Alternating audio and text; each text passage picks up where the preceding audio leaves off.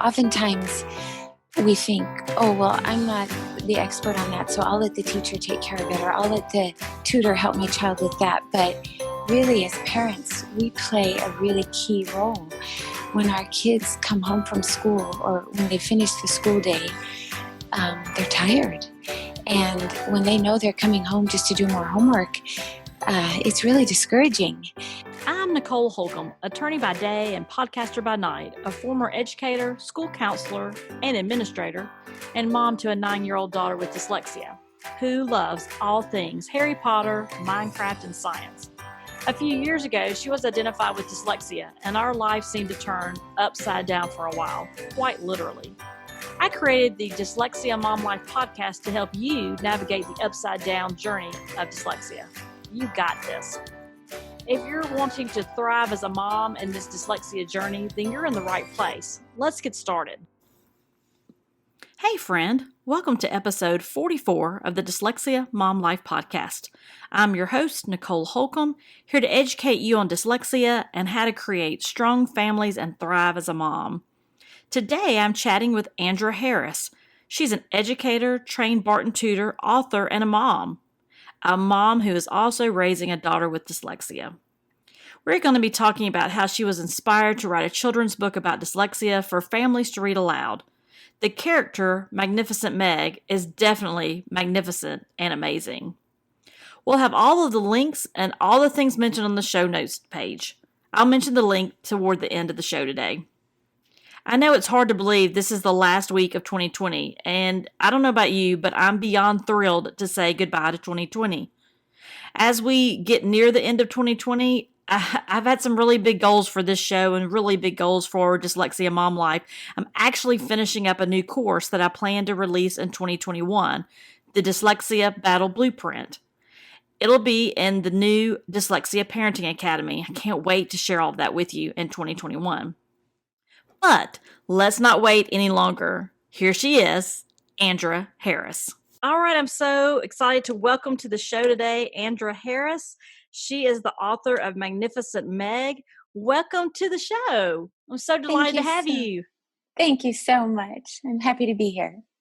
Well, before we get started, I'd love for us to take just a few minutes for those that don't know you yet, to get to know you a little bit better. So do you mind just sharing a little bit about your background? Sure.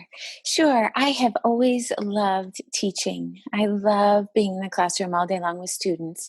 So in 1998, I got my teaching credential. I taught 5th through 8th grade. I absolutely loved teaching that age group. But I found that many of my students were reading 1 to 2 years below grade level. So I started taking classes with Susan Barton to find out more about dyslexia and how I could help them. So I tried to, incorporate accommodations into the classroom for kids who needed it. And I also started tutoring some of those 5th through 8th graders after school.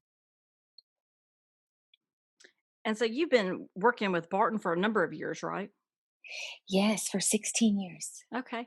Tell us a little bit, for those that might be new to, the world of remediation and tutoring with dyslexia, what did you find to be pieces of Barton that you really felt were effective with working with struggling readers? Oh, sure. Well, it really separates different classifications of words. So one book is all about dividing words into syllables and then reading the syllables one at a time. Another book is all about silent E and when do you put the E on the end and what are the different jobs the silent E plays. Another book is all about vowel teams. So it's very clear, lots of practice, lots of tactile, moving the tiles around, different colors. And I found that it was very, very helpful for my students. And I've been following you here for a bit too. I love the things that you're putting out on Instagram, and we'll talk more in a minute about your books. I'm excited to share that with everybody as well. But I know we've talked too offline a good bit, and so do you mind sharing a little bit about maybe some success that you've seen, because you've had the opportunity to see your students, because you've been doing this for a little bit, Yes. to really see them be successful. And for so many of us, on the early part of our journey, where have you seen success using Barton, or could Oh, you give an example of maybe a student or some sure. examples? Oh, absolutely. First of all, I've kept in touch with many of my students, and they have gone on to study business in college. They studied design in college. One is in architecture.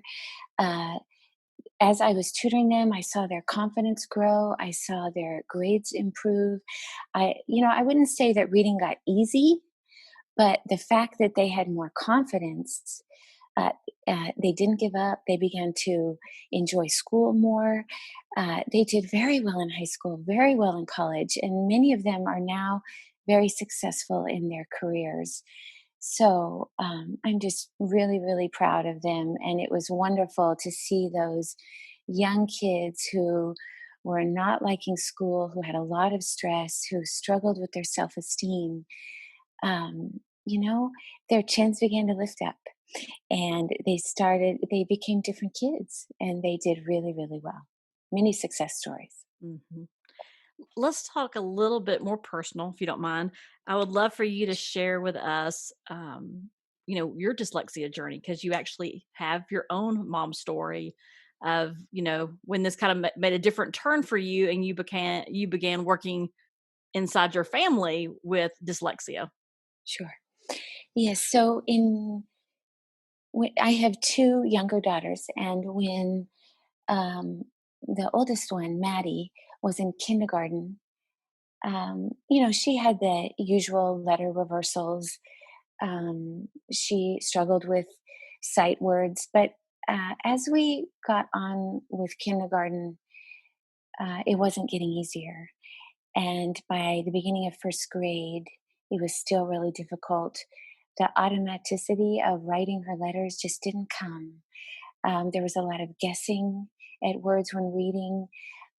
Oftentimes, it was the little words like was and saw, or no and on, that were misspelled or misread. Math memorization of math facts was difficult. When she was speaking, it was hard for her to retrieve that word. It was on the tip of her tongue and it wasn't coming. And then she just started to have a lot of tears, a lot of stomach aches, not wanting to do school. So by the end of first grade, we knew there's something else happening here. And we didn't want her to fall behind. We didn't want her to hate school. So we started using the Barton reading and spelling system at the end of first grade. And, this was new for me because in the past I had always worked with older kids who were 10, 11, 12, 13 years old. So this was the first time I was working with a 6-year old. And it was different. I felt all the emotions that come when it's your child. So it was hard for me too, even though in the back of my mind I knew all the success stories. This was my daughter who was crying, and I wanted to help her as much as I could. So I really have a lot of empathy, not only for kids with dyslexia, but for the parents as well. Yeah, because it's so different when it's your own. I mean, it Yes, is. There's just no way to describe it. So yes. when you started working with Maddie, were you working with her were you homeschooling her, or were you actually tutoring her after her school day, or how did that look for you guys? Sure. Yes, I started homeschooling. Fortunately, I was able to do that. I liked that, we found the best time of the day where her mind was just really on top of it and ready to tackle those words. And for us, that was between about 10 a.m. and noon. So we would do reading and Barton tiles when it was the best time of the day for her. And then, we could also do piano and all the other subjects early because I found that later in the day, if I tried to do the hard subjects with her, she was just toast. She was tired. And the earlier we could finish things, the better. So that really helped us. Yeah, that makes sense, because it does seem like, especially the families I've worked with, and then the people I've had the honor to interview, it just does seem that they work so hard, right? Like all day they work Oh, so hard, yes. and so It is. I mean, that's why I was curious, because I know some people have to do it after school, and I was just curious how you incorporated that. And that was one of the things that attracted us to the school that my daughter's currently at, because we were able to embed that during her day, so it Good. wasn't an addition to. And that was attractive to us because of the things like you said. One of the things that moms may start seeing early on is you may start seeing that I don't feel well, or, and sometimes, I know my daughter was pretty early. We found out pretty early on too, in kindergarten and first grade, something just wasn't right. And, when they start saying my tummy hurts, and she loved school, Mhm. but she also knew that the kids sitting beside her could write sentences, and they were reading chapter books. And, she doesn't share any of that Yes. with me till later in life, right? Which she's in Yes. fourth grade now. So it's been a couple years. Sometimes she'll say things that I was like, oh, wish I had known that then. And, Yes. but yeah, that's when you really start seeing some of those pieces, or start realizing it's more than just it's developmental, or it's going to click, as some people will say. And then you were saying too about the just searching for those words.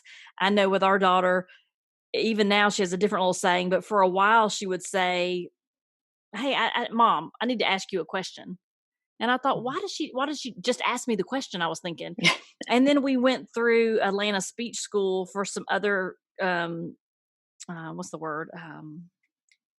Other concerns with her speech and her articulation. That's the word I'm looking Yes. for, articulation. And that's when I realized that, hey, can I ask you a question, Mom, was her way of giving her brain a second to catch up with how is she going to say Mhm. something. She probably doesn't even know she does it. She does Yes. something very similar now, but it sounds like you may have had something similar, or where it just took her a minute to get. Yes. And it's interesting as moms, because when you look back, you think, oh, well, there were some pieces there, right? Like, you see things now that you might not have seen then. And it is at the Yes. beginning, I mean, I don't think it ever gets easier, but there's just a lot goes on at the very beginning of that as well. Yes. And so I appreciate you sharing that. So is she still homeschooling at this point, or is she back in, yeah, okay, Yes. Yes. We're good, we're good, homeschooling. Yeah, at least for a couple more years. I'm hoping yeah, to get her through Barton level 8. okay. Um, How many levels are but there on Barton? there are 10 10, altogether. We'd okay. love to do 10, but at least I want to get her through level 8 before she starts school, if she does. Yeah. Yeah, that makes sense. So, so thank you so much for sharing that. So, I would love for us, and I'm sure that some of that also, those experiences you had not only as a teacher and a tutor, and now a mom with this amazing little dyslexic in your family, that you also started thinking about writing a book. And so I'm so glad we were able to connect through that. It was towards the end of that journey for you, but I'm so glad we were able to connect and have conversations and continue to have conversations. But I would love for you to share a little bit about the book. So tell us, I mean, what was kind of the background of why you decided, hey, I think I'm going to write a book? And I love the title, Magnificent Meg. So let's jump in and talk about that for a little bit. So what made you think, I think I want to write a book, and this is what I want to write about? I mean, what kind of Sure. drew you to that direction? Sure. Well, I had always dreamed of writing a children's book, but I wasn't really sure how to go about it. And, life is busy. And so I thought, oh, maybe someday, maybe someday. But as I saw my daughter struggling, I really wanted to encourage her.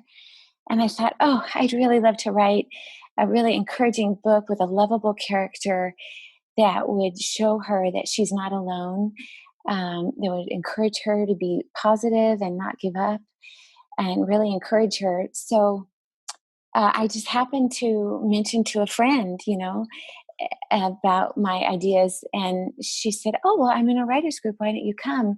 And I said, well, I've never done this before. I'm not sure if I can do it. And she said, oh, if you have a story to tell, then you are a writer. So the writers group really encouraged me. And I found out that if I went with traditional publishing, it might take 3 to 5 years for it to actually be on the market. And I thought, oh, well, I want this to encourage her soon. So I went the self publishing route. I went to conferences and just learned as much as I could. And I found an editor. I found a wonderful illustrator that I absolutely love. And Magnificent May came to life. I wanted not only my daughter, but all kids who are struggling with reading to know that they're not alone. And just because they're struggling, it doesn't mean they're not capable. They just need to learn a different way. And everybody has a struggle of some kind. Everyone does. If it's not reading, then it might be math, or it might be public speaking, it might be sports, or everyone has a struggle of some kind. And lastly, I wanted all kids who read this book to know that they are a super kid. They are very capable, they are very smart. And so, even if reading is hard, they should never doubt that. Yes. Absolutely. And the parts of the book that, it walks you through kind of, really a day in the life of Meg, but also the things that she does with her family, and then how does she go through, some of the tutoring pieces and the things that she has to learn, and and then encouraging children as well, that they're special as well. There's some language in there that I think is also, unique as well in your book that I really enjoyed. And one of the things Thank I you. thought was interesting, because it is a children's book and it's not necessarily geared toward parents, although it is a read aloud book, so it's meant to be read together as a family, Yes. was the piece on conversation starters. So tell us a little bit about why Yes. you decided to include those. Sure. Yes. I just, like I said before, my daughter had a lot of tears, and I know from experience that students identified with dyslexia have higher levels of anxiety and low self esteem and a dislike for school. And I just wanted a tool so that parents can be that patient, gentle encourager that their child needs. And the first step is being able to talk and get those feelings out. And for a child to feel known and feel heard and be able to talk about it with their parents, I think is really, really helpful. Me too. And one of the things I talk a good bit about on the podcast is just how key relationships are, and that Yes. relationship that you build with your child, because I mean, that's a forever relationship. And so Yes. I thought that was such a nice piece that you included, to be able because for some families, I mean, they're all things that we have strengths in. And so for some of us, some of those things may come naturally, but for others, especially when you're in your own emotions of dealing with things, if nothing else, it gives you also some things to think about, and maybe even spin off some other questions or conversation starters. So, it's nice to be able to have that included with the book. So not only talking about Meg and how magnificent she is, but also then afterwards being able to do some follow up with your own child. So I thought that was really neat that you included that, and I can see how that would be very helpful for parents. Thank you. I hope so. And another piece, hopefully, won't be giving away too many spoilers because we want people to pick it up. But at the end, you also really, you talk to the parents. You put a little note in there for the parents of encouragement, and I also thought that was a nice touch as well, because not only are you trying to give them some thoughts on working together, but then also, you really spoke from the heart to them. And so can you tell us a little bit about Yes. why you went that route as well, as far as including that piece of I mean, because really you at that point you're talking to the child audience, but then you're also talking to the parent audience. And so I think that's unique. Not a lot of books Sure. do that. So I thought that was really neat that you did that.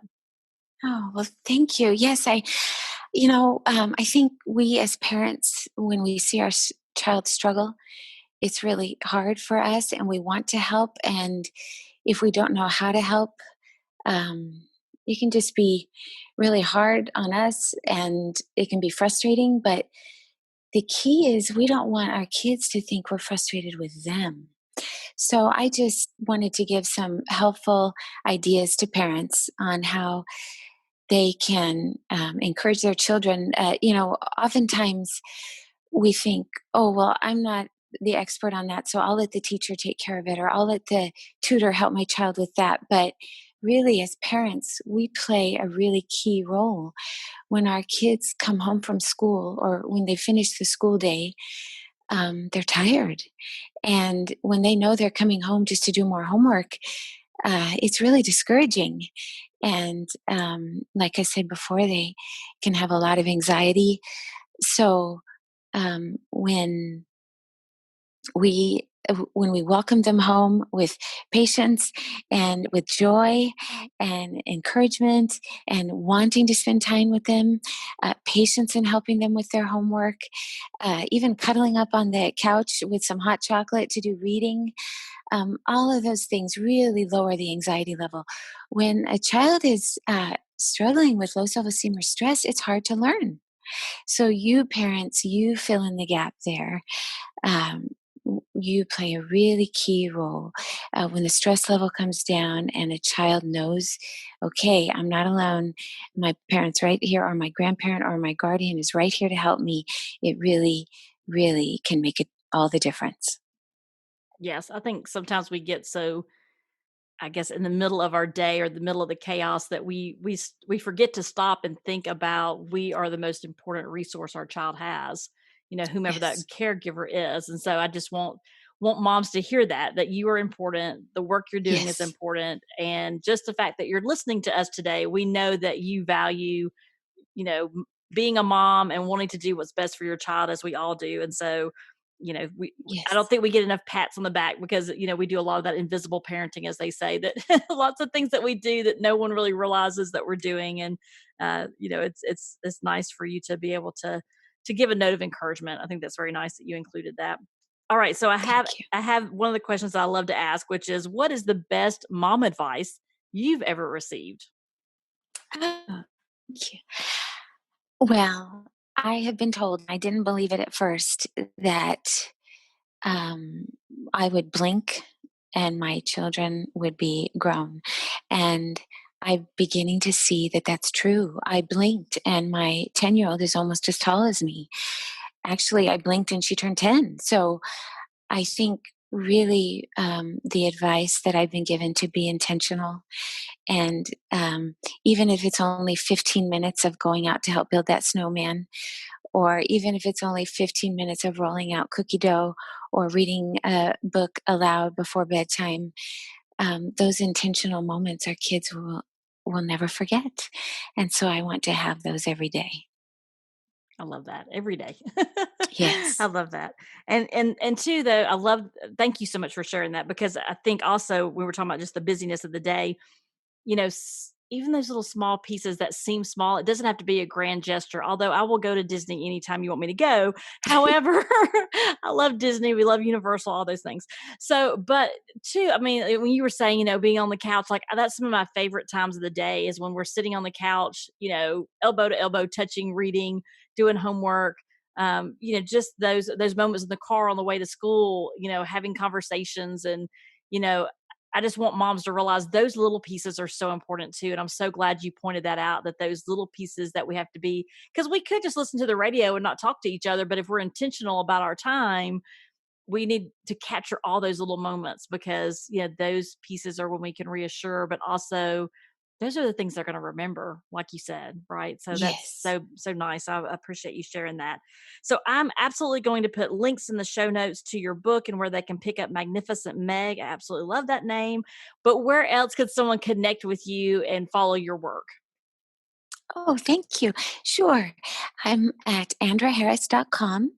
Also on Instagram, I'm at Andra Lynn Harris. And on Facebook, I'm at Andra Harris Author. And the book is found on barnesandnoble.com, walmart.com, and amazon.com.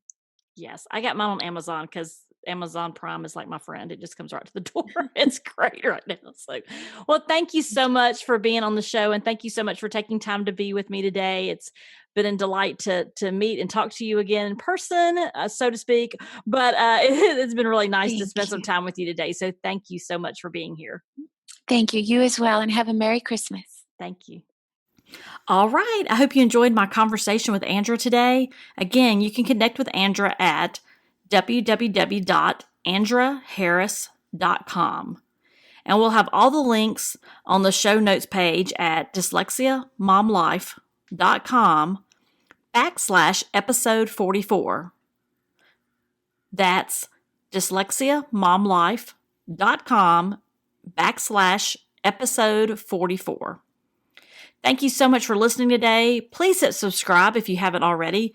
We have a lot of great episodes coming in 2021 and the new Dyslexia Parenting Academy. So make sure that you hit subscribe so that you don't miss out on what we have planned for next year. It's hard to believe that it's just a few days away. Thank you so much for the amazing reviews that you've been leaving in Apple Podcasts. If you have not yet left a review, please go ahead and leave one. I really enjoy hearing from you. Have a great week, and remember, you got this.